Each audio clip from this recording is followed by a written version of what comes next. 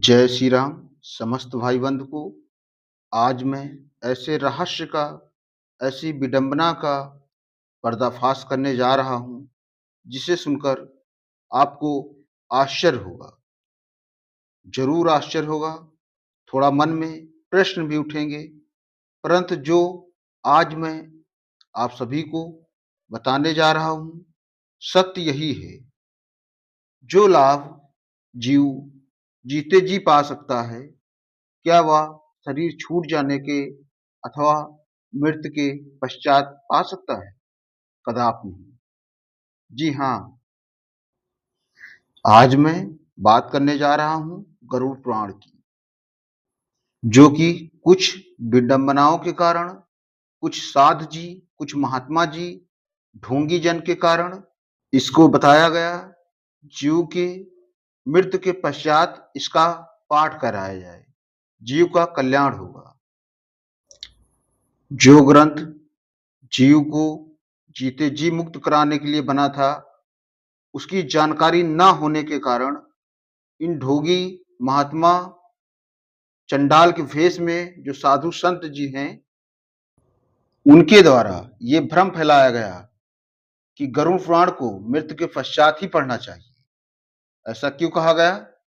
आप लोग इस बात पर थोड़ा सा गौर कीजिए। गरुड़ पुराण में इतना कड़वा सत्य लिखा है कि सभी धर्माचार्य जो धर्म का चोला ओढ़कर बैठे हैं, इन सब की पोल खुल जाती है। गरुड़ पुराण का 16वां अध्याय आप बंधुजन पढ़ लीजिए, आपको पता चल जाएगा। इन कपटी, इन धर्म के धंधेबाज, इनको धर्म का ज्ञान नहीं था, जीव का ज्ञान नहीं था। तो इनको बताना चाहिए था जीव से कि ये हमारे बस की बात नहीं है। इनको जवाब देना चाहिए था कि आप किसी ज्ञानी पुरुष के पास जाएं और इसका समाधान उसी के पास है। परंतु ये कथावाचक जी लोग, जो इनको सत्य कर्मकांड का भी ज्ञान नहीं है, जिसमें ये रात दिन रहते चलते हैं, और बातें ये सभी ग्रंथों की करेंगे। जो नहीं मालूम है उसको ये नहीं बोलेंगे कि हमको नहीं मालूम है, उसकी भी व्याख्या कर देंगे। जबकि सत्य बात ये है, आप मानस मर्मज्ञ हो, आप मानस किंकर हो, आप महामंडलेश्वर बन जाइए, आप जगत गुरु बन जाइए, परंतु आपको ज्ञान दृष्टि के बिना धर्म ग्रंथ की व्याख्या करने का अधिकार नहीं है। आप पढ़िए, समझिए, परंतु इसकी व्याख्या मत करिए। गृहस्थ ही साध नहीं, साध ही महात्मा नहीं, महात्मा ही संत नहीं, संत ही परमात्मा नहीं। सब अलग अलग श्रेणियां हैं, सबके अलग अलग अधिकार हैं, परंतु न जानकारी के कारण सब लोग आपस में खिचड़ी पका रहे हैं। किसी को अपने अस्तित्व का, अपने अधिकार का पता ही नहीं है। तो मानव समाज, मानव का कल्याण ये लोग कैसे करेंगे? ये लोग अपनी झोली भरेंगे और अपना उल्लू सीधा करेंगे।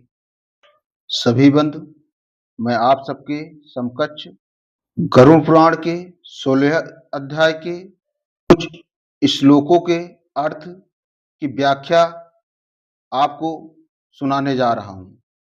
आप इसको ध्यान पूर्वक सुनना और समझना।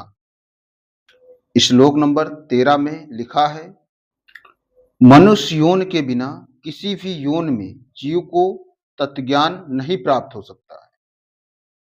फिर श्लोक नंबर 15, मनुष्य शरीर पा करके भी जो अपनी मुक्ति का उपाय नहीं करता है, उससे अधिक अत्यधिक पापी कौन हो सकता है। मनुष्य यौन शरीर पाकर उत्तम वंश में जन्म लेकर जो अपने जीव के हित की बात को नहीं सोचता है, नहीं समझता है, वह स्वयं आत्मघाती है।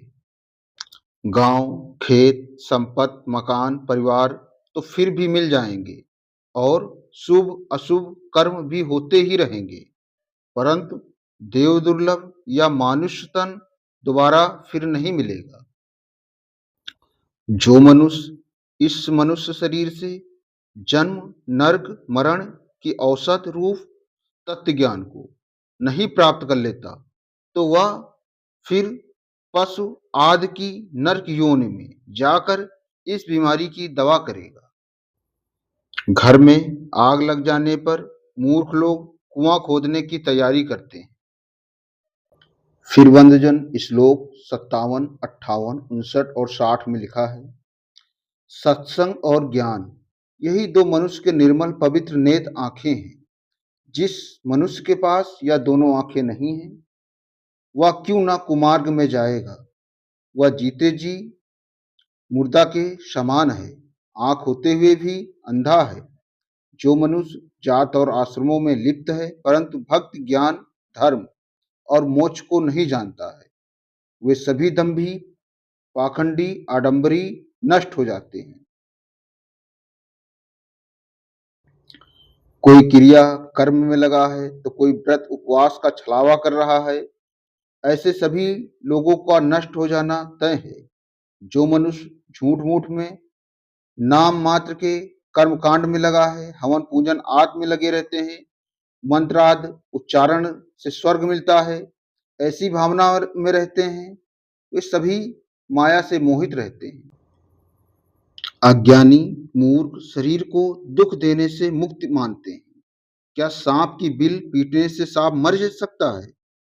जो लोग सिर के ऊपर जटा का भार लादे हुए संसार में भ्रमण करते हैं, मृग चर्म दबाकर घूमते हैं, वेशधारी दाम्भिक हैं, वे सभी स्वयं तो भ्रम में हैं ही, अन्य लोगों को भी भ्रम में डाल रखे हैं।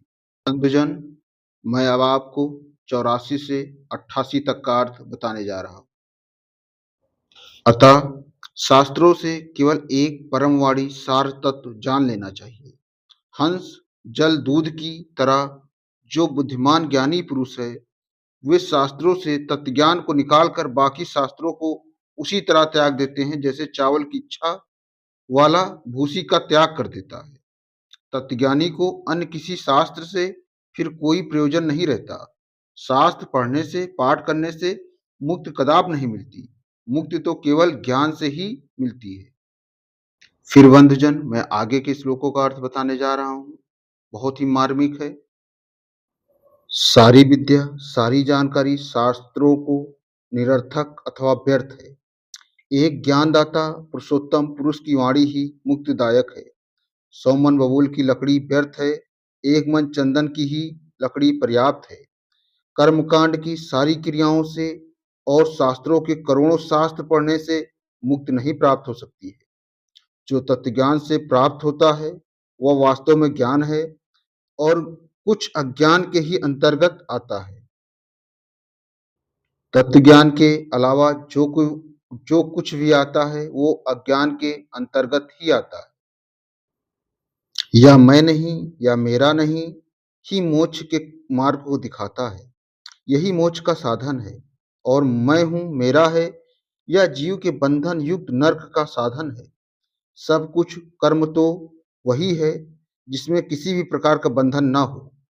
विद्या एक परमपिता धर्म के लिए ही है, वही असल में विद्या है जो जीव को जीते जी साक्षात मुक्ति का बोध कराने की सामर्थ्य हो, जिसमें वही असल विद्या तत्व है। वही विद्या है जीवों के अंदर में। जब तक सांसारिक वासनाएं हैं तब तक तत्वज्ञान का लाभ कभी अर्थात नहीं मिल सकता।